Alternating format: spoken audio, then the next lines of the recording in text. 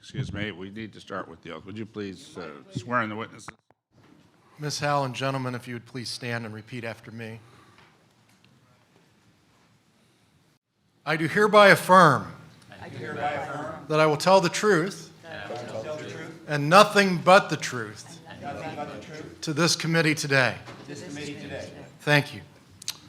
Yes, and this is what's been, well, this is the, as I understand it, the Truth Embargo panel. Is that a fair statement of this panel? Great. And a film, as I understand it? Yes. Yeah, thank you.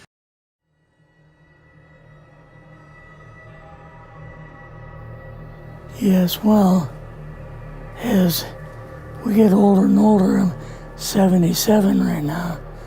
You can't live forever, you know. So if this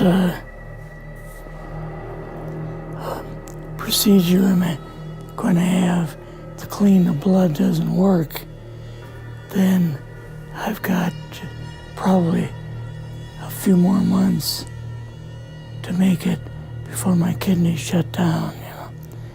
So that's kind of why I'm kind of going along with the interview at this time. You're seeing that what you went through is just too important for people not to know about. Yeah. Yeah. Can you just, can we start at the beginning with your military career and just walk through what exactly your experiences were? Was drafted into the military and got into the U.S. Army. After that, I was sent to the Signal Training Center in eastern United States. What year would this be? 58. I went through the signal training course. And at that time, I went through the radio teletype course and also the cryptography course, crypto. They had 5 instructors that were getting out of military service. So they pulled the top 5 students, and I was 3rd in the class. So I got pulled as an instructor. Now, were you at this time also working yet for CIA? No. Not yet? No. After one day, my boss came to me, and he said, how would you like to, make some extra money? And I said, oh, money is good. So he's explained to me that he could put it through, would have to get a top secret White House Q clearance for the job, And I thought, boy, must be a pretty exclusive thing, And I said, well, what is this? And he said that I'm director for the CIA for Eastern United States, And I said, oh, I didn't know that. And he said, you weren't supposed to. After about 6 weeks, my security clearance came through, and I got my CIA card. It was an ID card, like a credit card, where I could just go up to the door and slice it, walk right in. And my name at that time, I used a artificial name too. Never used my real name. I started working with him on the project he was on, and that was Project Blue Book, which was kind of partially a fraud. You're saying some of the Blue Book cases were completely fictitious? Yes. But the cases that we got came from, I think it was Fort Belvoir, Maryland. Mm-hmm. Fort Belvoir? Yeah. And it didn't come from the Pentagon, or it didn't come from CIA headquarters. But we would get reports about a certain sighting that they had in Mexico or Italy or something like that. And then we had people that would follow through on it, that would go out and interview the people to see if they were nutcases or if it was real, you know. So they'd be going overseas frequently? I wasn't, but I always stayed statewide. But the people we had working with us from the CIA would do that. We would get like a new report probably a couple times a week. I was coming into the Army fresh off the farm, you know, so I really didn't have much knowledge of anything, but my boss filled me in on Project Blue Book and what they had found so far, as far as grays and aliens and the Roswell incident. How did you feel when this first got dumped on you? When you first learned about this? I was just kind of overwhelmed with all of this, you know. And I said to him, I don't know if I'm going to be able to be a judge of this type of thing. What's real, what's not, when I don't have much knowledge of it, you know. So What did he say? he said, well, we have to build the information as we go, and you'll see how this thing is working out. And then the other thing is, of course, you really weren't able to tell family or close friends, obviously. No, I couldn't tell anybody. In fact, I had to take a vow that I wouldn't tell anybody. A lot of it for 40 years and more of it for 50 years, which is up in 2010. You're doing all this crypto work. You're looking at images, photographs, video. It's 1958, maybe the fall of 58. What happened after this? At that time, the Project Blue Book thing kind of went pot, you know. If you remember, back in those days, they kind of declared it as a nothing, you know. Mm-hmm. Right. And They were telling the world all UFOs are misidentifications, hoaxes, balloons. Psychological issues, whatever. Yes. Yeah. So my boss came to me and he says, we've both got a new assignment. And he says, oh, I said, where are we going? Oh, he says, we're going to the Capitol. We're going to be part of the Eisenhower push. He's trying to find out something about all about these aliens that MJ-12 was supposed to find out, but never sent back reports to him. The MJ-12, the UFO control group, were they calling it MJ-12 at that time? Yes. They called us in, went into the Oval Office, and President Eisenhower was there and Nixon, and they said, we called the people in from MJ-12 from Area 51 and S4, but they told us that the government had no jurisdiction over what they were doing. So being a general, past general, you didn't tell them to go to hell without any real good reason, you know. Mm-hmm. So he said, I want you and your boss to fly out there. I want you to give them a personal message.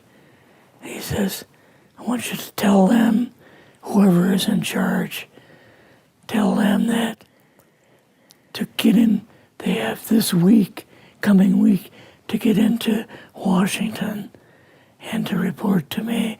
And if they don't, I'm going to get the First Army from Colorado, and we're going to go over, we're going to take the base over. I don't care what kind of classified material you got. We're going to rip this thing apart. Eisenhower was going to invade Yes, Area 51. Yeah, with the First Army. So you go out with your superior. Yes. You fly out. You land. What happens? Can you describe this whole process, what you saw? It took us the 13 or 15 miles south to S4 had like different garage door openings. Okay. And in these garage door openings, they had like different saucer crafts. The very first one had the Roswell craft in.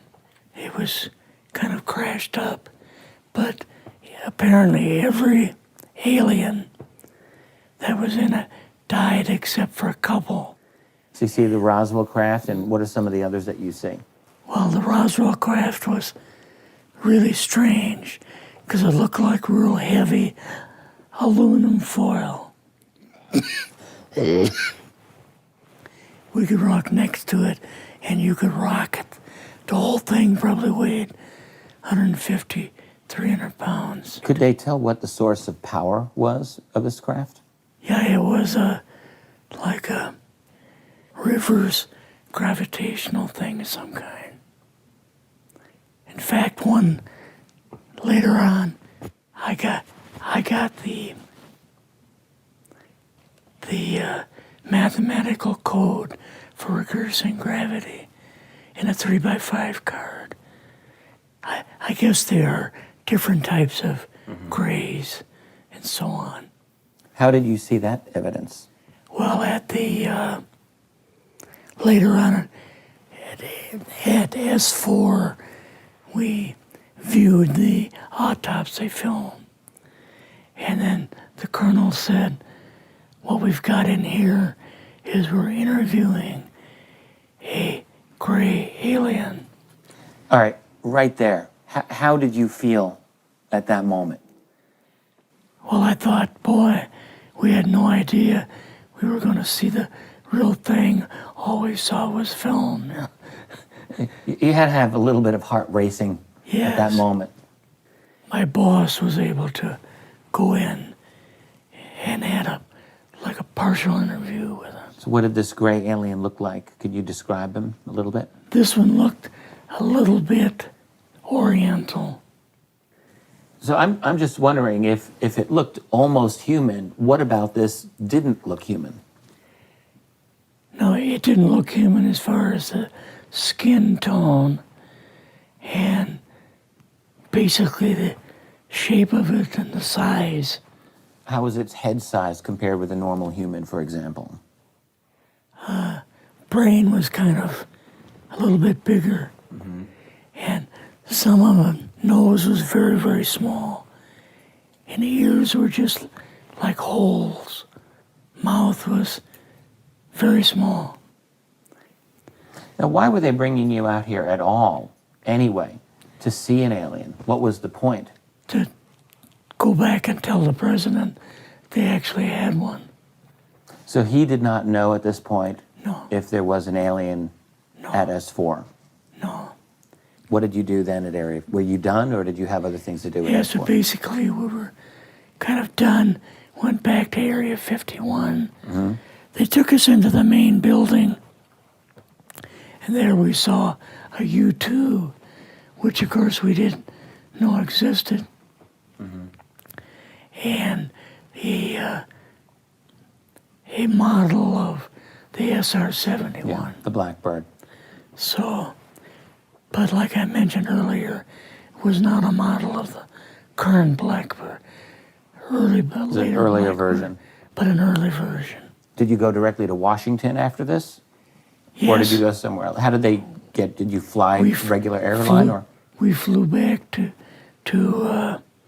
the commuter plane back to the air base, and then took President Eisenhower's Lockheed Electra back to Washington. You and your supervisor, Yeah. superior officer, and now you're meeting with the president? Yes. Can you describe this?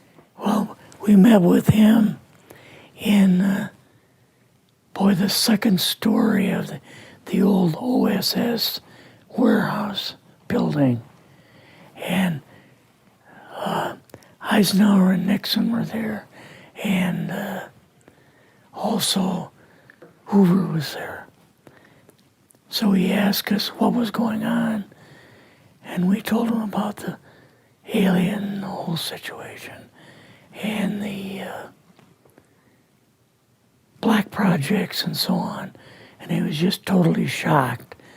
He appeared for the first time to be worried. You know, like he was worried. I would think that Eisenhower would, I mean, he certainly knew that flying saucers were real. Yes. He knew that there were aliens. So I guess I'm just wondering, what would he have been, really surprised about?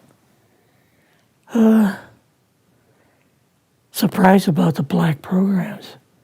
Eisenhower said, got to keep this thing completely secret. You know, can't talk about this.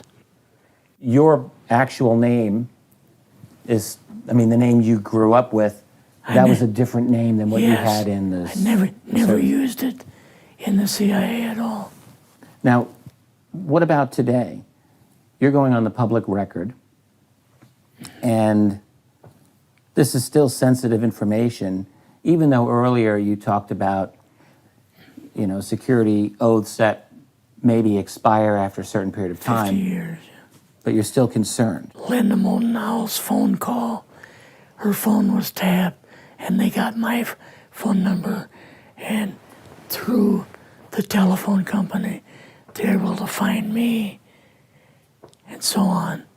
When they found you, what happened? I was going to a grocery store. Two guys in a black suits come out of a black Lincoln town car and came over to see me. And they told me that I'd better not publish anything or talk to Linda about any more things. So at that time, I did, I stopped. That was enough to intimidate you. Yes. Rather remain anonymous. Never show my face on anything. Really, thank you for doing this. Yes, this was, I guess, kind of a good idea because I feel much better having talked about it. I kind of feel like there's a load off my shoulders Really? because I had an awful lot of secrets that I had kept over the years.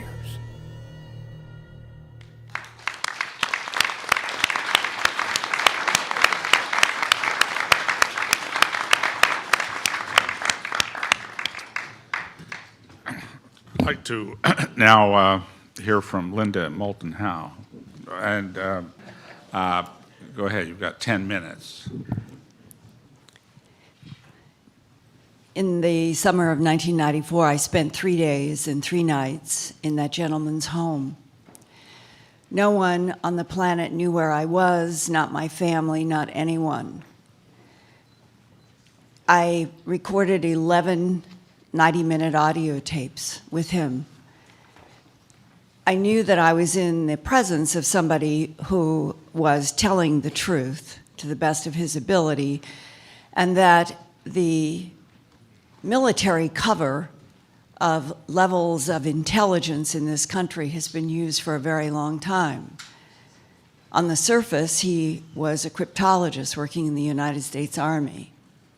But as he described in the film, he took on a role, highly classified, working for the CIA, and his boss was reporting to Langley from reports that were coming into Fort Belvoir. And he described to me in great detail the autopsy footage that he had seen of non-humans, describing the unusual brains and the unusual internal organs, and the fact that they were screening film disguised as being on a southeastern military base, and that the film that they were screening on a regular basis was coming from around the world. He had seen film from Italy in which non-humans were outside of a craft, and the film had been taken from a nearby peak in a mountain.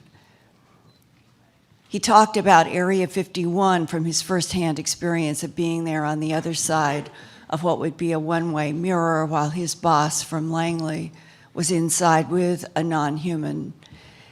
and that he himself had seen some of the craft, like a museum that's inside a Papoose mountain.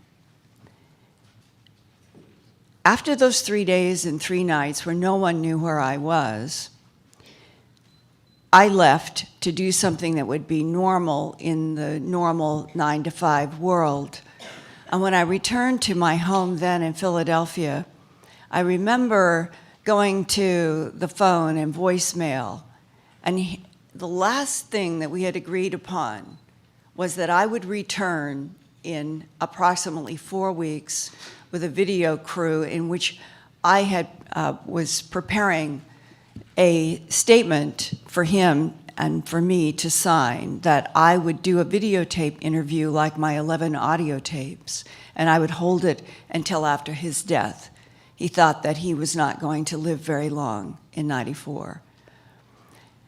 So I was surprised to hear his voice on my voicemail say, "Linda, my wife and I went to the supermarket after you left, and 2 men were leaning against our car when we came out of the supermarket. And they said, 'We want to remind you that you have been a loyal American, and we are here to tell you that you are never to talk with Linda Moulton Howe again or to discuss this subject.'" None of those 11 hours of my audio tapes would have been in the phone calls. So it means that they were listening to our 3 days and 3 nights in the house. And I promised him from that point on that I would never discuss him or the material. And in fact, later on, I received information from someone unknown that he was dead. So I am personally gratified to see that he made a statement today for this citizen hearing, because he is scratching the surface of how complex this is and how military and intel people have been intimidated for not only their whole careers but their whole lives to never tell the truth about something so fundamental as we are not alone in this universe, that non-humans have been interacting with this planet for millennia, and you have just heard from one of the firsthand. I had placed before you a prepared statement concerning truth embargo and a whole other experience that I had in Kirtland Air Force Base in 1983 that would have been a decade before being able to talk with this man. I hope that you will read it in its entirety. I know I don't have time this morning to go through it, but I can summarize that blocking truth, that we're calling the truth embargo, has been the intent of the American government's official policy of denial since 1947, when the President Truman administration decided that all information about non-human intelligences interacting with this planet should be kept from the public and media, and that includes Congress and the Supreme Court and all machinery of our government except for those designated as having, quote unquote, a need to know, and the pro words and the numbers that have gone with the few people who have had total access in MJ-12. I encountered truth embargoes repeatedly as I investigated the bloodless, trackless animal mutilations in Colorado and the surrounding region for my TV documentary special, A Strange Harvest, beginning in September of 1979. And I have provided for you a letter from United States Senator Harrison Schmitt, dated March 14th, 1979. It is attached to my statement. And it was a letter that Apollo astronaut and then U.S. Senator Harrison Schmitt of New Mexico had sent to constituents announcing a conference in Albuquerque to be held on April 20th, 1979, to discuss the ongoing and persistent problem of animal mutilations, and he wanted the Department of Justice and the Federal Bureau of Investigation to investigate. And that 1979 meeting was held, and 5 months later, in September 1979, as Director of Special Projects at the CBS station in Denver, I began what became a 9-month, 18-hour-a-day, 7 days a week investigation. And I went to Santa Fe and I did an interview with Senator Schmidt. And one of the most important things that he told me was, to my question, are you aware of any intelligence committee or any agency that you have communicated with who has told you that we are dealing with extraterrestrial biological entities as the perpetrators of worldwide animal mutilations, as law enforcement repeatedly had told me? And I remember the pause and the look on his face when he said no. And I remember that his next words were, "But I am not surprised at your question or the implications." And his request as a United States Senator to have the Department of Justice and the Federal Bureau of Investigation formally investigate animal mutilations was blocked. He told me that firsthand. The rest of the pages of the statement that I have submitted to you occurred after I was contracted with Home Box Office on March 21st, 1983, to do an hour special that would follow up A Strange Harvest about the animal mutilations, and they had a working title in the contract that I would produce for them, an hour special called UFOs, the ET Factor. And at the time, there was an attorney in New York named Peter Gersten.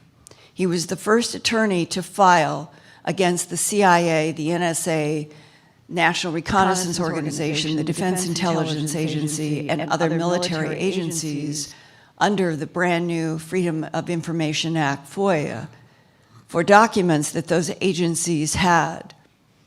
And what Peter Gersten found was, initially, the Central Intelligence Agency denied that it had any information or documents, but that the National Security Agency had 118.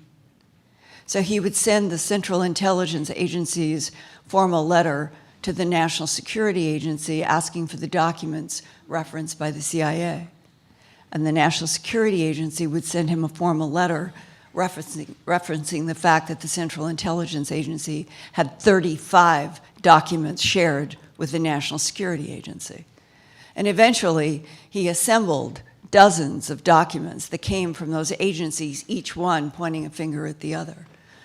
It went to the Supreme Court, and the Supreme Court denied to hear what essentially was a New York attorney representing Citizens Against UFO Secrecy and what was called Ground Saucer Watch under the first Freedom of Information Act, simply asking for information from our government about documents that they all said they had.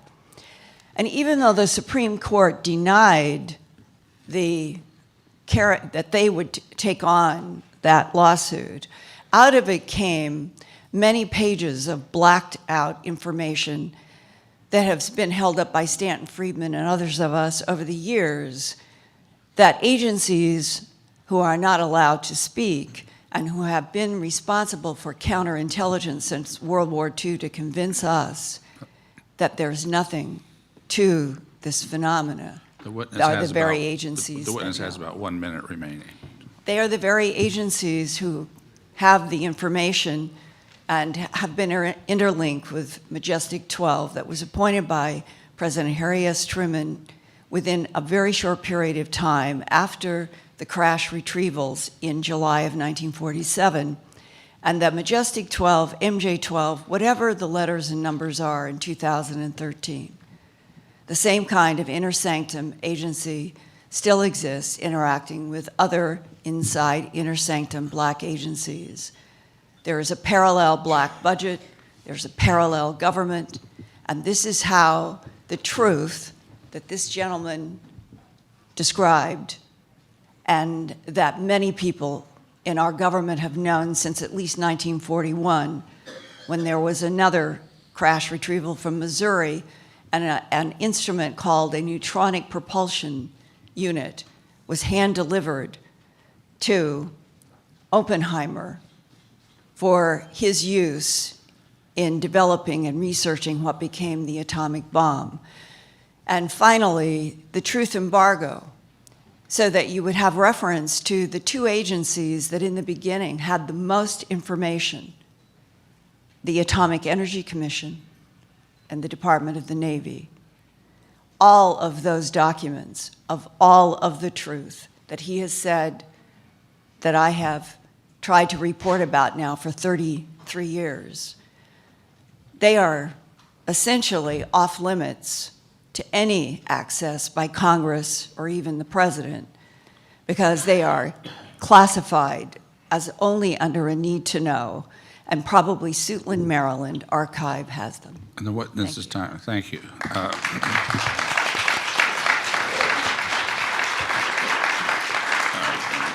I'd like to, now the panel will hear from Richard Dolan. You have 10 minutes. Greetings, honored members of the committee. I'm very pleased about the interview that everyone was just shown and grateful that Linda Moulton Howe was able to elaborate on that. I'm happy to discuss this also if the committee members have questions, but I have a different angle of approach this time. The truth embargo, as I see it, as I understand it, let's call it a big picture analysis. I would start by saying one of the striking things about UFOs is simply the discrepancy between the quantity of astonishing sightings we have on the one hand and the lack of responsible treatment of this by our major media, also our academic and our scientific institutions, and indeed our political system. This is a shame because there's very good research that's being done every day. And many of those researchers have been here this week. Others are out there too, such as the National Aviation Reporting Center on Anomalous Phenomena, NARCAP, which was referenced in the previous panel by Jim Courant. They collect and analyze encounters that the aviation industry has had with unknown objects.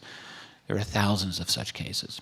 Another group is Project 1947, which has documented UFO phenomena during the early Cold War years.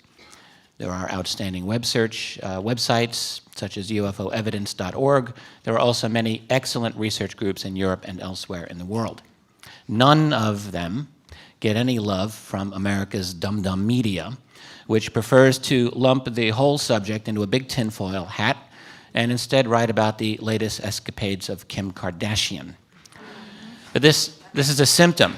It's a symptom of a deeper problem. And to understand why there is a truth embargo, we need to come to terms with the fact that America's major media groups lost their independence a long time ago. We all know about media consolidation. We all know about the intimate relationships that have existed for years between the elite members in the corporate media empire and the political leadership, and particularly with the military and intelligence community. Last year, one example only, it was learned that the Pentagon spends some $4 billion a year to sway public opinion. Now, aside from asking just why Americans ought to be paying their own government to brainwash them, I mean, talk about getting shafted both ways, this is just one facet of many that highlight a revolving door through which passes the military-industrial complex, the media, the academic community, and more. National security money, which is our nation's greatest and most egregious waste of all, has infiltrated everything, and that certainly means the once-upon-a-time integrity of our journalists and media corporations. This is repugnant to any freedom-loving people. But those individuals benefiting from this system are not freedom-loving, unless they mean their own freedom. The bottom line is that because UFOs are a definite matter of national security, those national security decision makers have made it certain that this subject remains out of sight as much as possible. Is this not obvious by now? Now, why would they do this? Well, many reasons. Let's touch on the matter of oil, because even a child can understand that these objects don't need oil to go from point A to point B. Whatever powers flying saucers, it's something different, something better. So if the president were to announce the reality of these things, how long do you think it would take before scientists openly begin to study the nature of the propulsion and power system of UFOs? This would immediately challenge oil, not simply as the world's leading source of power, but it would severely threaten the entire global financial system, which is based upon oil. And probably 90% of the value of any product you can think of is determined by the energy that went into making and transporting it, and in most cases that means oil. To say nothing of the millions of jobs that rely on the petroleum industry. We're talking one big overhaul of everything that matters in the global economy. Can we think for an instant that those individuals in the know haven't thought about this, especially if there is that holy grail involved, some form of free energy. And what if this new form of energy can't be easily monetized? What if? Could the global financial structure afford free energy? A perverse question, to be sure, but one that has to be important to those individuals at the top of the human power structure. And of course, there is the political nightmare. Any announcement of this reality would come at the cost of worldwide public anger. No one wants to learn that they've been lied to for an entire human lifetime. They would want to know just how this secret was kept. That's a very big key right there. That would lead inevitably to questions about why Congress was kept out of the loop, why our major institutions missed the boat, and just who has been managing the secret. And that would lead, obviously, to a wholesale investigation of black budget America, shining sunlight into a very dark place. And what might we find? Well, just consider that Roswell was indeed what the researchers here 2 days ago discussed so eloquently and cogently, that it was the retrieval of alien technology and perhaps bodies. In fact, there are a number of well-researched UFO crash events, so suppose for a moment that it happened. That would mean that the cover-up involves much more than mere knowledge of other beings here on planet Earth. It would mean there is possession of such advanced technology as to be nearly incomprehensible, at least at first. Hard to consider, and yet an inevitable conclusion. So what happens when teams of brilliant scientists with total secrecy and nearly limitless black budget funds are able to study recovered alien technology for many years and even decades? Could it not be that, given enough time and effort, even if they couldn't replicate what they found, they might have learned a few things? Some such claims have been made, and it's reasonable to suppose that breakthroughs would have been made. Breakthroughs such as solid-state electronics, fiber optics, high-tensile fibers, lasers, and an array of other money-making opportunities for the defense and other industries. None of this has been proven, but it is also true that the private research undertaken in classified environments is not easy for outside researchers to observe. And in fact, it would be very easy to hide the Roswell connection in the historical treatment of these and other technologies. Another relevant consideration of such breakthroughs is that they would reduce to zero any incentive to reveal the secret to the public. Why give up the goose that lays golden eggs? But now matters become even more interesting, because what if some of the breakthroughs were even more significant? What if they included secrets to what is known as field propulsion or electrogravitics? What if they led to a new source of energy, something that could replace petroleum? To those managing these special access programs, they could never allow such breakthroughs to see the light of day. Of course, those scientists doing the research would need to continue and learn everything they could about electrogravitics, anti-gravity, new sources of energy, and any related topics. Consider also what happens when such breakthroughs become classified. We know it happens all too frequently that public science has become hostage to national security. What we're looking at is a situation in which the classified black budget world, at least part of it, has gone so far ahead of the rest of us, we may, with justice, almost look upon them as a separate society, something I have sometimes called a breakaway civilization. How far ahead might some of that classified world be? Those of us on the outside trying to peek in can only make educated guesses or investigate occasional leaks. My own conclusion, at least for now, is that they are very far ahead indeed, with the ability even to enter and leave Earth orbit with much greater ease than people suspect, perhaps a clandestine space fleet, most likely a significant built infrastructure, a large portion of which is deep underground, and even, why not, possible encounters with non-human intelligences? Why would that be so impossible? To what extent would such a group even answer to the President of the United States? Do they rather answer to private, international, financial powers, which basically is how the whole world already operates? I had a long conversation once with a retired senior intelligence official. He had given briefings to... I hate to interrupt. The witness has about 1 minute. I have 1 minute left. Thank you. This gentleman had given briefings to President Reagan This man knows a very great deal about UFOs and told me that he had spoken to 18 former presidents, CIA directors, and DoD secretaries about UFOs after their retirement. Their attitudes fell into three categories. One group, roughly 3 or 4 of them, said essentially, "What's wrong with you? Why waste your time with that nonsense?" Another equally small group made it clear that they had been briefed on the matter and knew that it was serious. But the largest group, at least half of all of the individuals who had been at the pinnacle of power, had said, "You know about UFOs? I would love to know about that, but got nowhere. Can you share what you know?" In other words, our top political leadership, with a few exceptions, is locked out of this subject because they come and go. But the program managers are lifers. They seem to answer to someone else.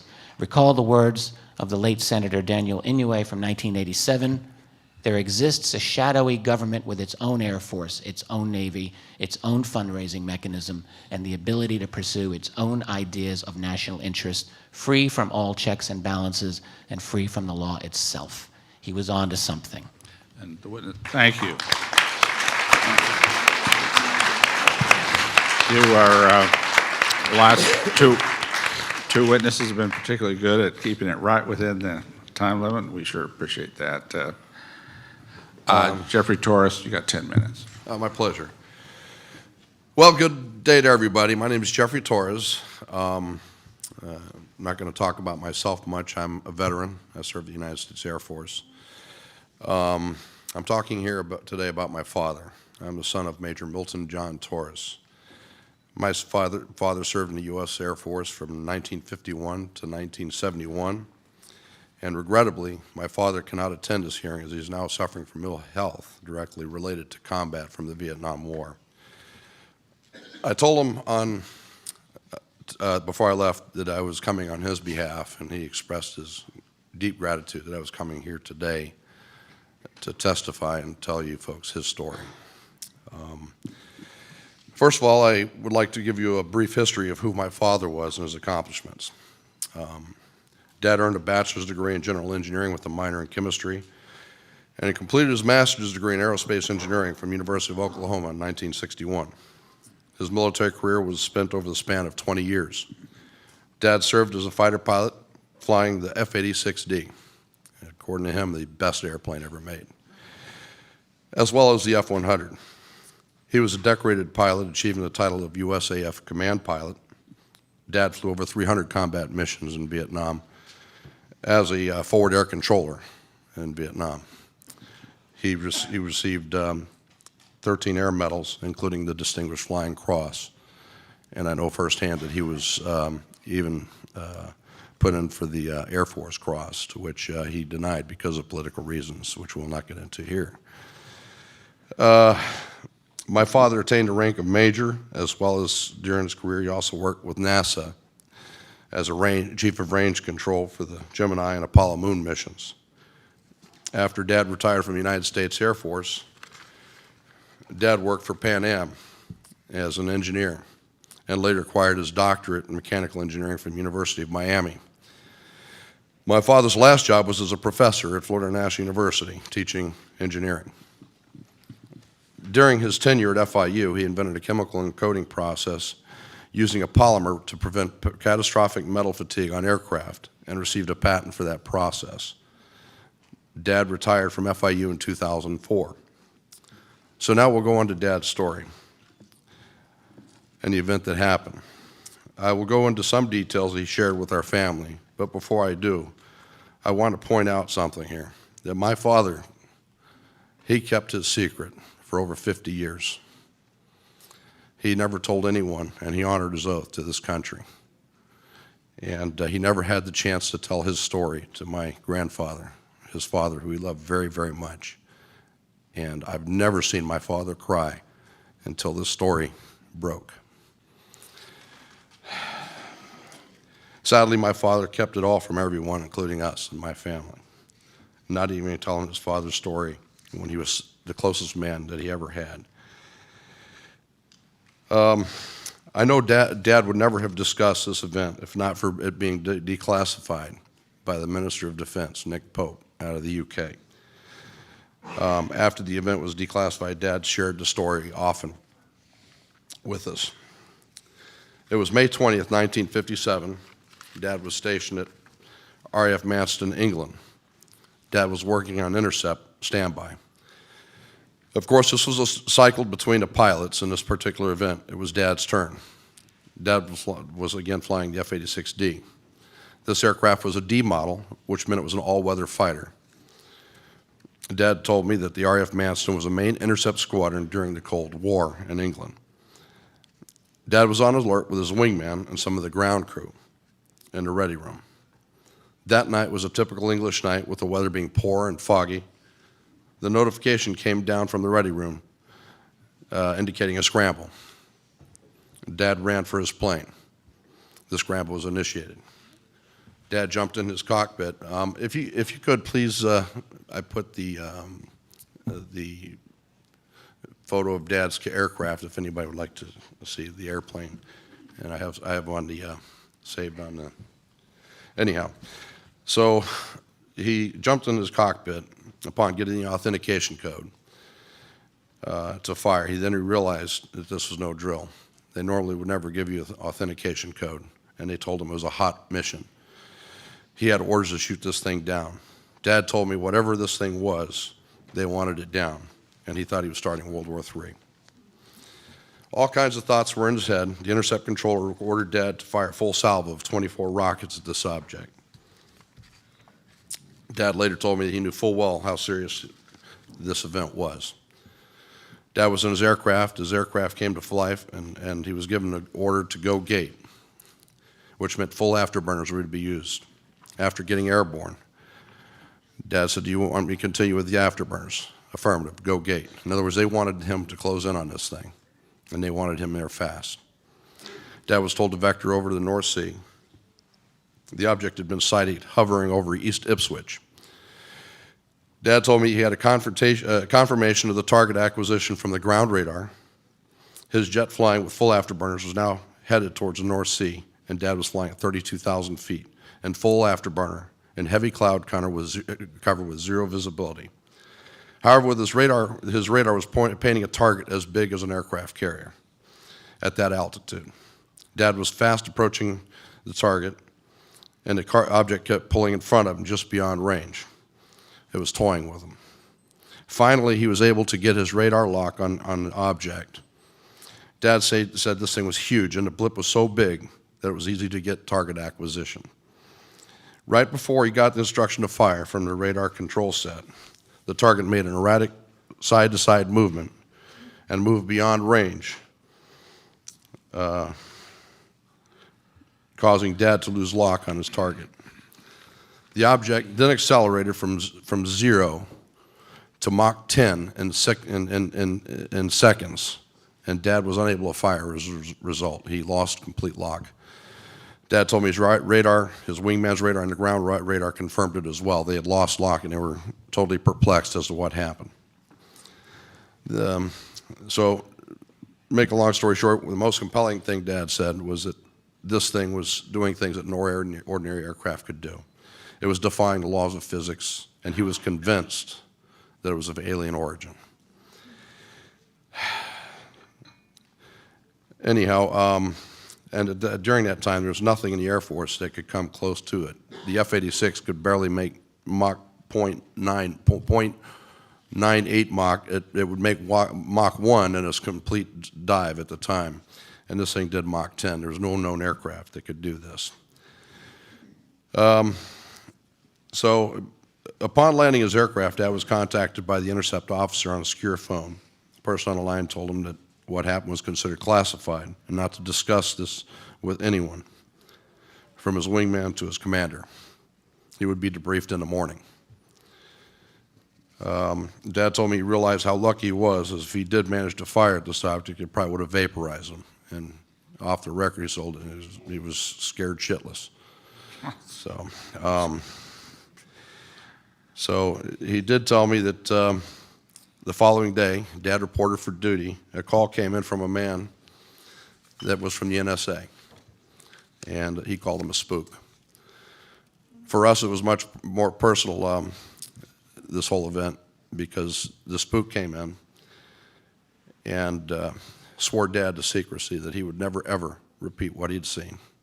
And it was a matter of national security. The guy showed his credentials. He locked himself in a room with Dad for about a half hour and threatened to pull his wings and everything else that he held dear, including, you know, God knows his family. And the witness has about 1 more minute. Okay, I'll make it short. You know, my dad waited 40 years for this, and forgive me. I'll make it quick here. You know, guys like my dad are heroes. Guys like Edgar Mitchell. When I was a kid, I watched these guys from the side of the beach, watching the Apollo moon launches. And now we're riding with the Russians to the moon now. We can't even go ourselves anymore. And yet the media has blasphemized these great men. You know, how can they? How dare them? How dare them, and how dare everybody stay silent here when people like my dad held this secret? People died that never could tell the secret in Vietnam. It's a shame. It's a real shame that our media is bought and paid for by the Kardashians and the corporate industries of this country and the world. And this truth needs to come out, because there's a lot of people, including my family, who suffered and ridiculed. My father got ridiculed. My brother took phone calls from ridiculing people, and my dad had a PhD. What more do they want? Astrophysicists are saying these things are real, and we're being ridiculed. That's all I have to say, and help this country.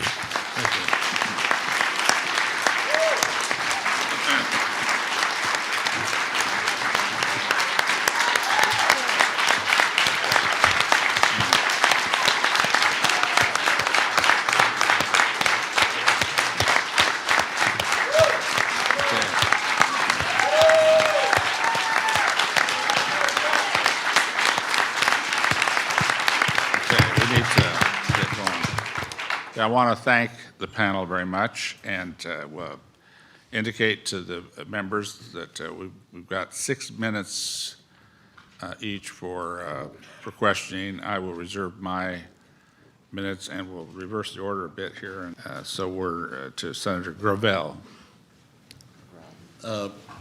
Linda, would you, when this gentleman that was interviewed, and this would go to Richard also, when he was talking about that he saw an extraterrestrial being, was it dead or alive? Alive.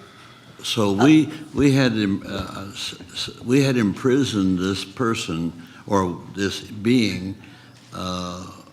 Could you elaborate a little bit about that? Many more than one. We have had many more than one. In this particular case, this was at Area 51 inside of the Papoose Mountain. If you look at a map, the inside of the Papoose Mountain at Area 51 is an installation, multi-leveled, hidden by the Papoose Mountain. Many people have leaked to me and to others about working there.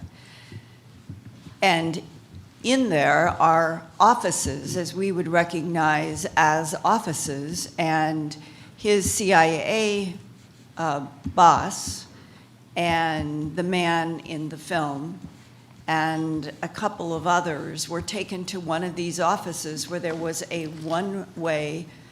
On the other side, I don't know, because it's his point of view. Was it a mirror or was it a reflective glass? But nevertheless, the man you just heard was standing on this side of the glass looking at his boss in the room with, I believe it was 2 others. And then the gray alien was dressed in something like they had tried to make it look sort of American. It had on a T-shirt, and as if they had put clothes on it right at the last minute for this meeting. And it was telepathic, and each mind in the room was communicated with telepathically. And he had a discussion later on with his boss, and the general impression was that the non-human was trying to answer their questions, but that it was very succinct, and that they asked questions such as, how many of you are here on this planet? There would be no answer. There would be other questions that were of a technical nature, and there would be no answer. And yet, on other questions, they all clearly heard telepathic information. Elaborate on telepathic information. Mind to mind. Mind to mind.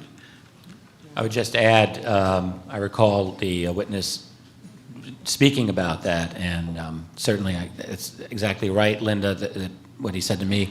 In terms of the one, very few specific answers this being allegedly gave, but to one is, why are they here? There was not a direct answer except a reply that we are not hostile, or thoughts to that effect.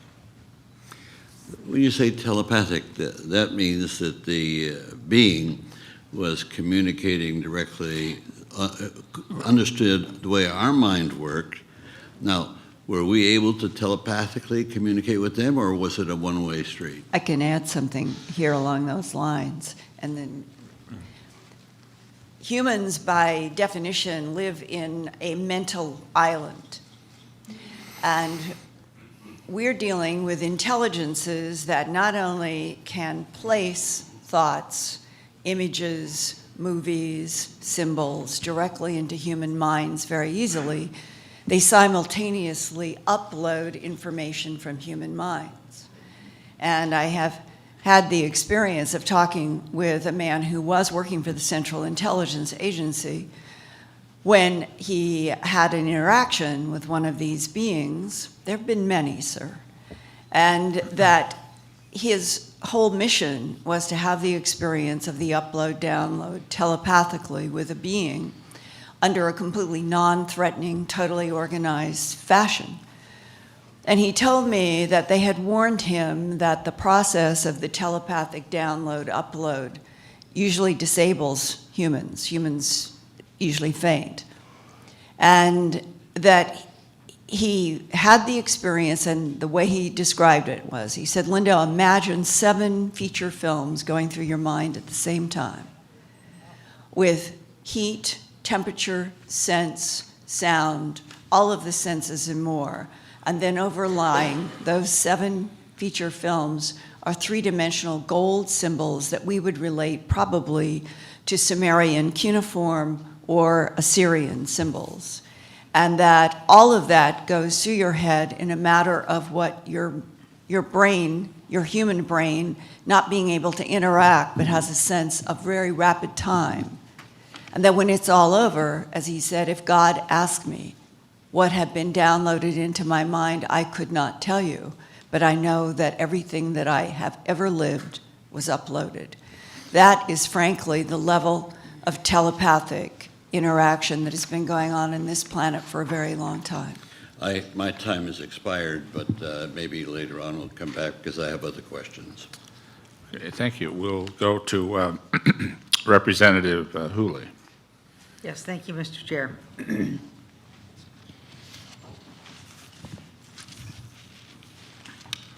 You talked about your father, thank you very much for doing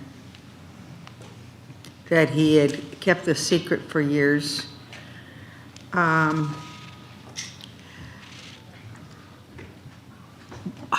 or why did he finally communicate the information to you and the family?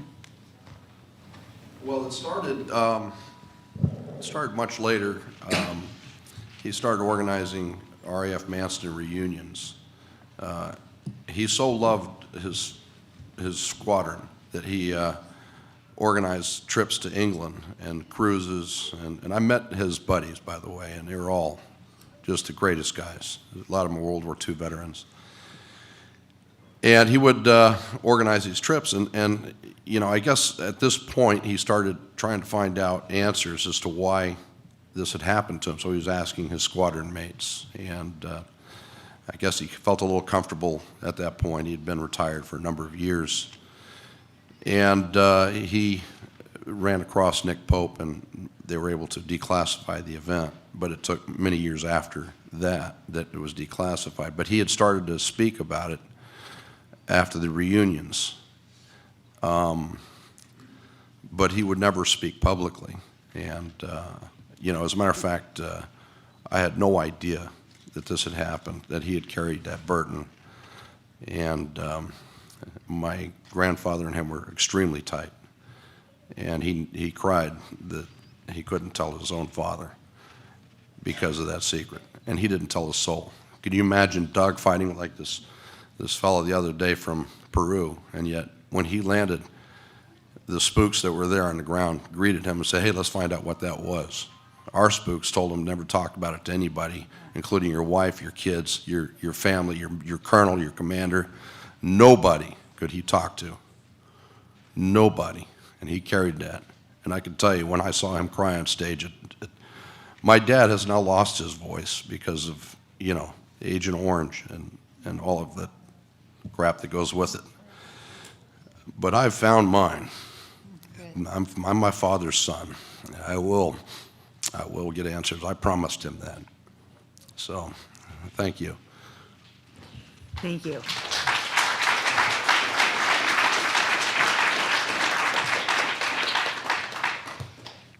Mr. Dolan,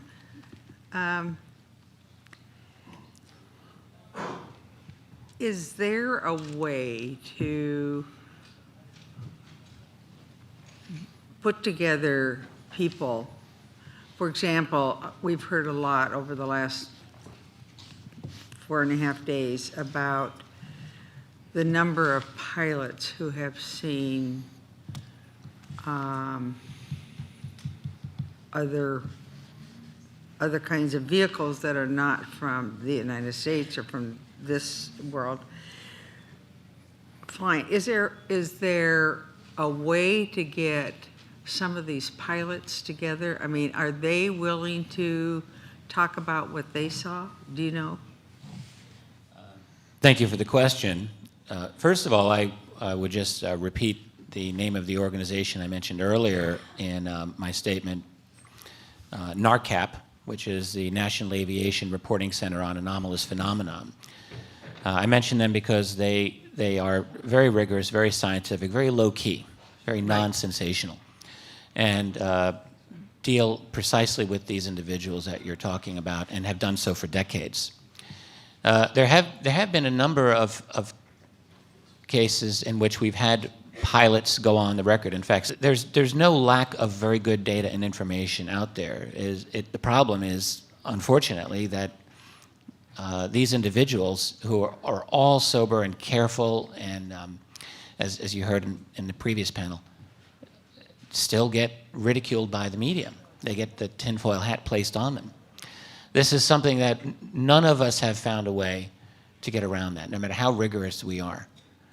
In my own work years ago, when I started researching this phenomenon, I had this naive idea, really I did, that if I just did the most rigorous, careful, historical treatment of the phenomenon that I could, then that just might be the magic bullet, the bat that hits the ball out of the park. And, it didn't happen. We keep trying. I would say that we're in an era now where global communication among researchers has improved and is improving, so that I am looking forward to, I think, the next few years where there really should be better coordination among groups in the United States and elsewhere to be able to put together events like this, and I think more is better. I think with the social media that there's a possibility that you might be able to do that. I mean, people seem to trust pilots. Rightfully or wrongfully, they trust pilots. And they're the most logical group who fly all the time, who are back and forth across this country, across this world, that as they see what they've seen, it seems to me that there would be some validity. I mean, the public would accept that premise if enough of them got together and talked about it. When you add up enough of the near misses and encounters that are up in the air, it's startling. The gentle lady's time has expired. Thank you. We'll then go to Representative Woolsey. You have 6 minutes. Oh, thank you, Jeffrey Torres, for your testimony. Thank you. Thank you so much. And congratulations, Richard, for that video. Thank you. You did such an amazing job, and it was so helpful because you didn't lead the witness ever. I mean, the gentleman. It was clear that's who he is, and that's what he wanted to say. Thank you very much. Thank you very much. Linda, you have said, I think more than once this week, that non-humans are acting within our environment. What do you mean by that, and how do you know that's happening? And, I mean, give me some examples. Other than being in a space vehicle and coming to Earth. Well, I mean, if that's it, tell me that.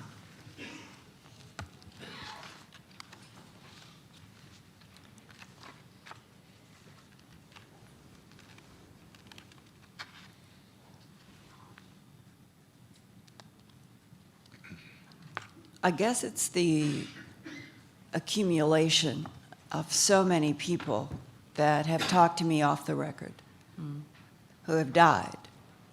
Who have died?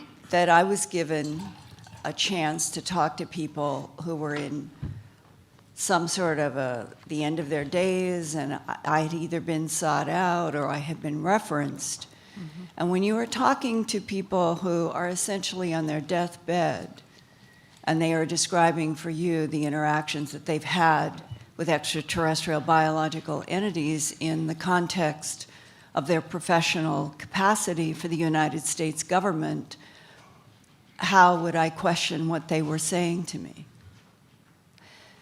Can I provide for you right here in this room one of the many different types of extraterrestrial biological entities? I cannot. Do I believe that these primarily male individuals who have shown to me at least enough evidence about where they worked publicly, which not always connects to where they get their paycheck, that they are telling me the truth about their life and their experiences with extraterrestrial biological entities, craft, technology, the physics that we have been encountering and stunned by. I believe them. And I'm a longtime TV producer and investigative reporter. And as I have said before, the challenge of getting people on the record is the single biggest difficulty in this entire field, because since World War II, our extremely good and sophisticated counterintelligence units that got us through World War II are exactly the people who took over at the request of Franklin Delano Roosevelt and Harry Truman. How do you keep all of this evolving from the press, the media, Congress, the Supreme Court, and every other government agency? Yeah, okay. But thank you.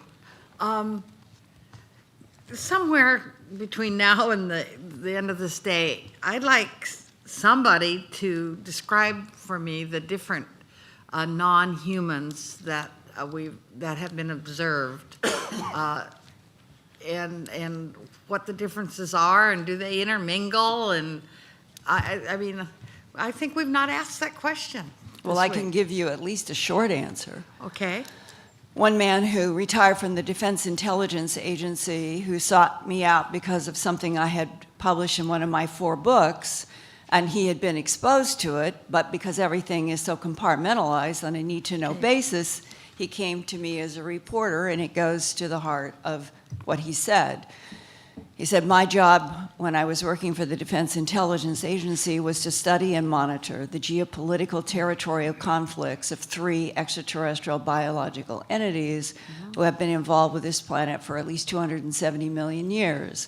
He broke them down as blonde-haired, blue-eyed, that we would not distinguish from the so-called archangels of history, The second group would be standing up reptoids, and the third group would be a huge variety of what are called grays.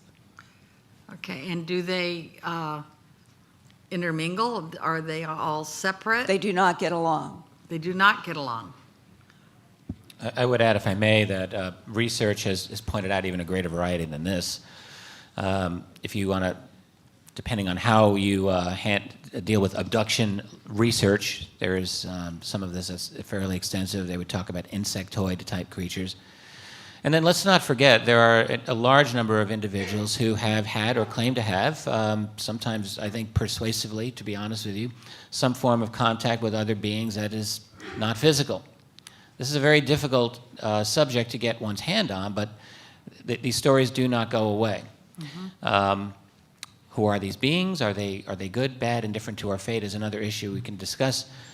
In terms of interrelationships, you're asking exactly the kind of question that many researchers still would like to get to the bottom of. Okay, thank you. Tom, my time is up. And a gentle, yes, thank you. Jeffrey Torres, I was very interested in your testimony. You said something, and I think I know what you meant, but you didn't exactly say it this way, so I'm going to ask you if this is what you meant. And it's kind of a yes or no question. You said that what your father witnessed in terms of the maneuverability of the particular object defied the law of physics. Well, I don't think physics law, as we currently understand it, says that you can't move very, very quickly. There's no limit on acceleration or velocity, to my understanding. Of course, Dr. Bartlett may be able to help us more than I can on that. But what I think you meant to say is it defies any technology we know that can achieve those kinds of accelerations and motions. Am I correct in understanding that? Well, more than that, what he meant was that if there was a fighter pilot in that other aircraft, he would have died from the G-forces. Yeah. There were so many extreme maneuvers that this thing had made. Actually, That it couldn't have been of there's- earthly. he was convinced that it was of alien origin, and he actually, because of that, he actually went to college for his aerospace engineering degree. Sure. And then he worked with Wernher von Braun in the NASA space program under the Saturn and the several of the moon launches, and he ended up getting a PhD. Yeah, Right. but he No, I have was so no he had question more about questions. it. He had so many questions as a I result of have, that. and I have no question of his qualifications. I just want you Yeah, to no, I mean it just was an impact on him. He just couldn't understand it. He wanted knowledge. Sure. So he's wondering if there might be another And extraterrestrial explanation of what he observed. I and it's understand interesting because. But you I know, need to reclaim my time. I'm sorry. Yeah, I've gotta it's an get, interesting. What I was going to tell you is that of all the people in my life I've encountered, Yeah. my dad was a consummate scientist. He was an atheist. He's just this total right brain. I so. appreciate it. Thank you, and I believe it, that he was an outstanding scientist. Richard Dolan, I'm going to turn to you and ask you this. Researchers have looked at a lot of things related to this. The maneuverabilities are certainly interesting. But one of the reasons why I think there is skepticism that these objects have extraterrestrial origins is because of, I'll just put it bluntly, Einstein's relativity theory that nothing can go faster than the speed of light.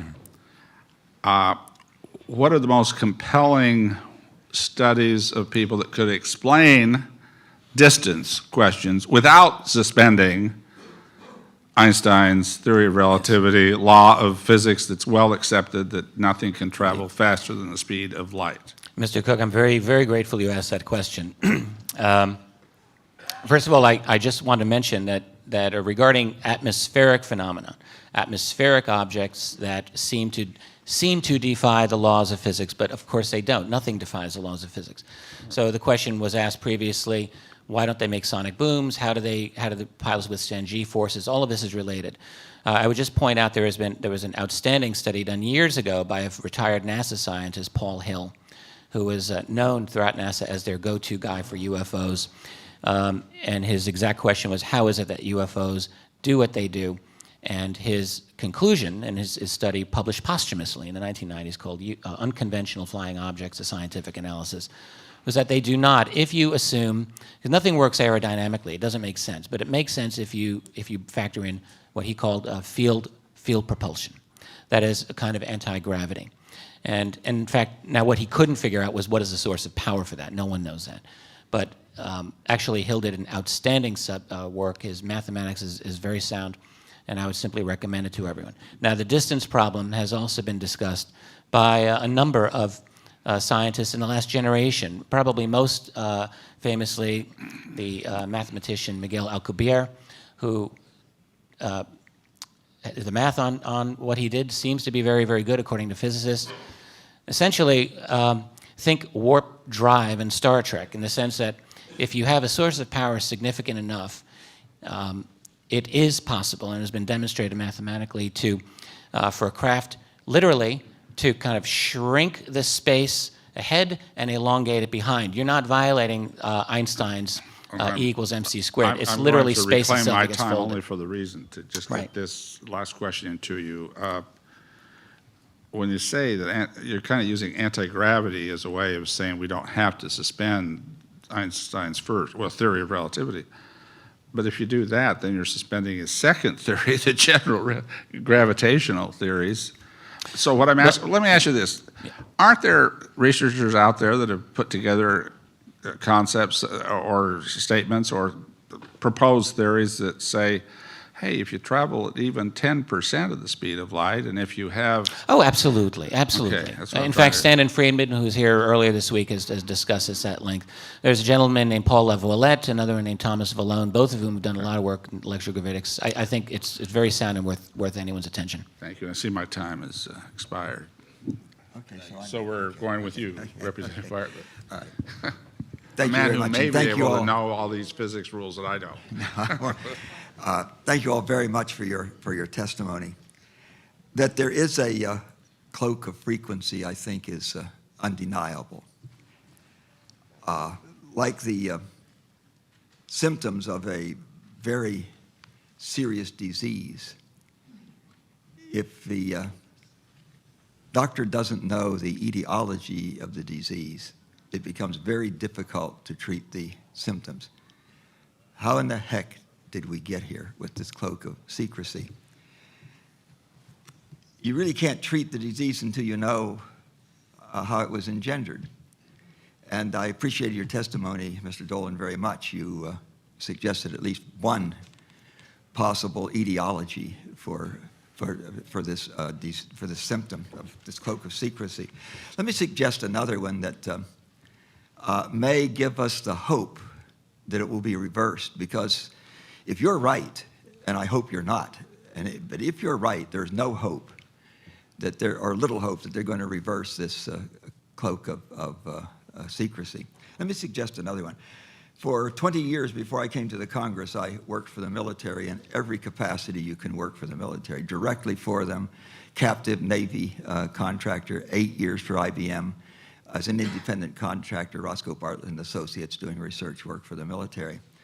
And for the past 20 years, until just 4 months ago, I was in the U.S. government. 20 years on the Armed Services Committee, 20 years interfacing with the leaders of our military and our government. I will tell you that I think that all of those that I have met make their decisions on the basis of what they think is best for America. And I think that these decisions, I would like to believe that this decision, and it was made very quickly after Roswell, was it not? Within a few hours, the decision was made that we were going to have a cloak of secrecy over this thing. Let me suggest that they made that cloak of secrecy because they thought that if they revealed the truth to the American people, there would be panic, like the panic after War of the Worlds on radio with H.G. Wells. If that was in fact the ideology for this, then it becomes pretty easy to reverse it. Because now, after all these years, there's no evidence that if there are extraterrestrials, there's no evidence that they are hostile. So now, all these years we've been trying to protect the American people from themselves. I'm not sure I agree with that judgment, by the way, that they need to be protected from themselves. But all these years we've been protected because we knew better than they. But now, obviously, there's no threat because these people have been here for a very long time, if in fact they're extraterrestrials. So now we can come clean with the American people. How about that? Wise words, sir. I agree with you. I think that the secret has its own momentum. It generates its own profitability. It generates its own bureaucracy. It generates its own need to continue, it seems to me. How do you tell the world that you've been lying for 60-plus years? I think you tell them, that's sir, the problem. because you thought that was what you had to do because you couldn't have the kind of panic that occurred after the War of the Worlds, this little thing on radio. Certainly we agree on this. And certainly I think we could say that in the very beginning the secrecy would have started precisely because it was not known. How could President Truman really know what he was dealing with? How could his advisors really know? So it seems logical to me, and I'm sure many people think about it, that you would say, wait a minute, let's get together, let's think about this, let's figure out what we have, and we'll come to a decision, at a certain period of time. My own belief is that breakthroughs in understanding the technology were made. Greed comes into the factor, money comes into the factor, power, and the incentive just goes away. And I think that through the Eisenhower years, at the very least, How quickly, sir, did they know that there were entities, these biological entities? But I hesitate to use that word biological. That's well, obviously, this could be it depends else. on what evidence you judge. There are leaked documents. I consider them legitimate by and large. These are housed. One of the witnesses here, Dr. Robert Wood, is one of the individuals who's discussed them. They're called the Majestic documents. If you take them at face value, it's been known since very early on, since the 1940s, that there are other entities that are here, extraterrestrial biological entities. Yeah, the crafts could have been Soviet. We would have believed anything about the Soviets. Well, indeed. The entity certainly could not have been Soviet. So if they knew about that, they knew very early this was extraterrestrial. They had to. And they had to. And if they knew that, then they could have had a legitimate concern that if this was made public, the public was going to panic. So for the good of the public, they couldn't make it public. Is that a reasonable argument? Yeah, World War II had just ended. The entire world was lying flat on its back. Millions of homeless and hungry people. Everyone was just trying to get back to a sense of normalcy. I can only imagine how the U.S. military would have responded to something this exotic dropping into their lap. Yeah. But if this is in fact the ideology, then there's some hope that they can now say, gee, we've been watching this for all these years. They obviously are not hostile. Yes, well, it is extraterrestrial. My opinion is that there will never, ever be any momentum from the top to move this forward. But the good news is that they're not the only game in town. And the fact is our society is changing as dramatically as it is, as rapidly as it is. And there will be something that will force their hand. I'm convinced of this, and I think it'll happen within a generation or less. And at that point, that's when the battle for truth begins, not ends, because there'll still be spin doctors and attempts. The CIA will never just walk away from the table just because we figure something out. They're not going to say, oh, here's all of our information. So, the battle will continue, but at least it'll be out in the open. The gentleman's time has expired.